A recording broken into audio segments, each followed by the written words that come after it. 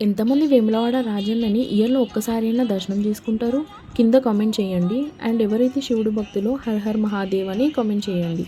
మేము ఎప్పుడైనా వేములవాడ రావాలనుకుంటే ఒకరోజు ముందే రోజే వచ్చి నిద్ర తీస్తాము దేవుడి దగ్గర. ఎర్లీ మార్నింగ్ 3 కల్లా దర్శనానికి వచ్చేసినాం మేమైతే. ఎవరైతే అభిషేకం చేయాలనుకుంటే ఎర్లీ మార్నింగ్ 3 వరకు మిల్క్ ప్యాకెట్ ఇంకా వాటర్ రాగి చెంబులో తీసుకొని వచ్చేసేయండి. 4-5 వరకు మన చేతులతో గర్భగుడిలో ఒక్కొక్కరితో అభిషేకం చేయిస్తారు శివలింగంకి. ఇది గుండం, ఇందులో స్నానం చేసి దర్శనానికి వెళ్తారు. సగం వరకు క్లోజ్ చేశారు కాబట్టి జస్ట్ వాటర్ చల్లుకొని వెళ్తారు దర్శనానికి. ఆఫ్టర్ 5 మాత్రం అభిషేకం క్లోజ్ చేస్తారు. నార్మల్ దర్శనం ఉంటుంది 5 తర్వాత.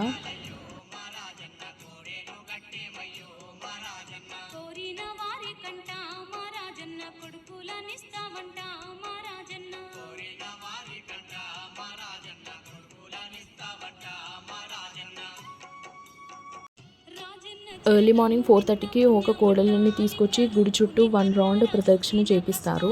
ఆ తర్వాత ఒక్కొక్క కోడలని గుడి లోపల విడిచిపెడతారు. ఇక్కడ గోపురం పైన ఫ్లాగ్ కనిపిస్తుంది. ఎవరికైతే లోపల దాకా వచ్చి దర్శనం చేసుకోలేకపోతారో పబ్లిక్ వల్ల ఈ గోపురం ఇంకా ఫ్లాగ్ని చూసి వెళ్తారు అంట. అప్పుడు శివుడి దర్శనం చేసుకున్నట్టు అంట. నాకు తెలిసింది చెప్పాను. ఇది తెలియని వాళ్ళకి చెప్తున్నా. వేములవాడ ఎక్కడ ఉంటుందంటే తెలంగాణ కరీంనగర్ సిరిసిల్లాలో రాజరాజేశ్వర స్వామి అంటే మన లార్డ్ శివయ్య ఉంటాడు. వేములవాడ రాజన్న అని అంటారు. దీని దక్షిణ కాశీ అని కూడా అంటారు.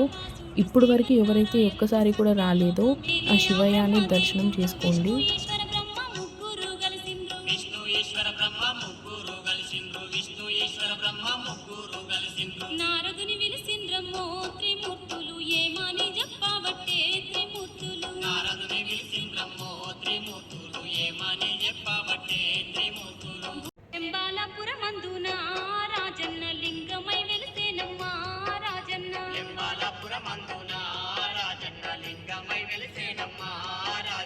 పరమ పుణ్యక్షేత్రమై వెలిసేను లెంబాల వాటికనమ్మో ఆనాడు. పరమ పుణ్యక్షేత్రమై